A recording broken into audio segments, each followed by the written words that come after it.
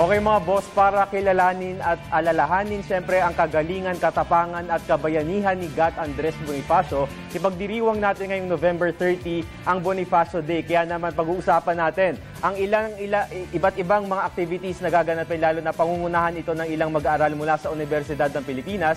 Kaya ngayong umaga makakasama natin mula sa UPCMC, unang-una si Noreen Pagkatipunan. Good morning. Kasama rin natin si Gabby Aranton. Good morning. At si John Deo Mendoza. Magandang umaga. Okay, unang-una, ano ba itong Tatak Boni na pangungunahan ng inyong class sa CMC, diba? Yeah. Actually, yung Tatak Boni, isa siyang campaign which aims to feature kung ano ba yung mga ideals na meron yung mga kabataan sa ngayon.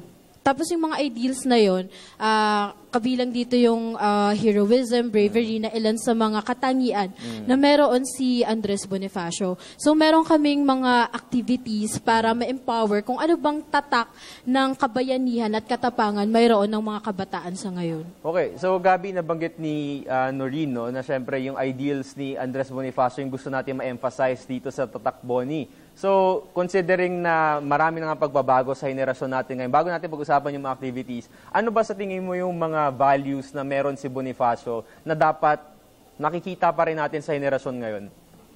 Siguro yung yung kailangan kung may mali, kailangan mo mag-stand up for it. Kailangan hindi ka dapat manahimik lang at tatanggapin mo lahat ng kung ano mang mali. Kailangan may pagbabago, kaya dapat merong magli-lead sa lalo na sa kabataan ngayon. Okay. Diyan ngayon, siyempre sa panahon natin, lahat tayo yan, may mga smartphones tayo, sobrang dami nating gadgets. Sabi nga nila tayo yung most empowered generation dahil by one click, pwede tayong gumawa ng hashtags and all.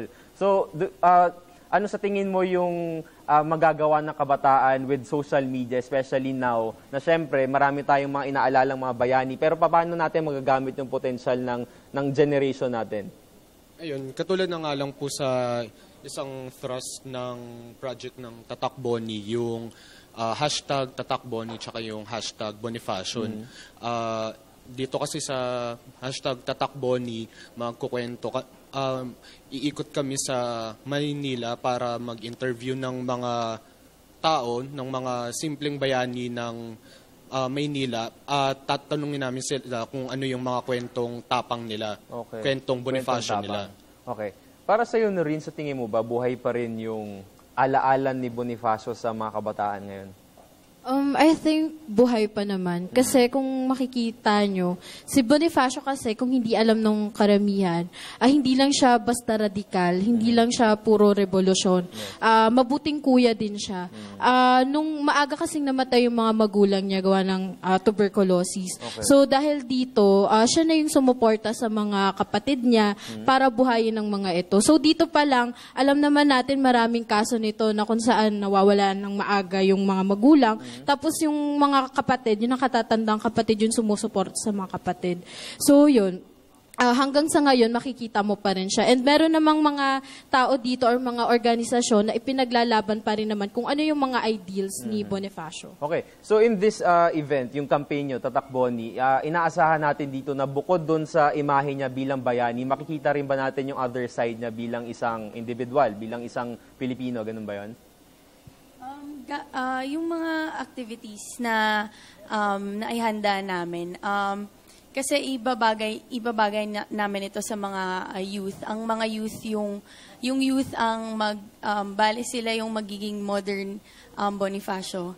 So yung mga activities namin, ipapakita nila kung ano na ba si Boni ngayon, kung nandito pa siya, ano kaya yung kayang magagawa para sa ating bayan. Okay, so before we end, no, syempre, pwede nyo bang ilahad-lahat ng mga activities natin for this, before November 30 para syempre maanyayahan natin lahat ng kabataan na dumalo dito? Okay. Yung sa November 27, meron kaming bloodletting campaign. Okay, bloodletting? Bloodletting campaign sa UP Diliman, College of Mass Communication. And on November 28, magbubukas yung Open Museum sa Cavite.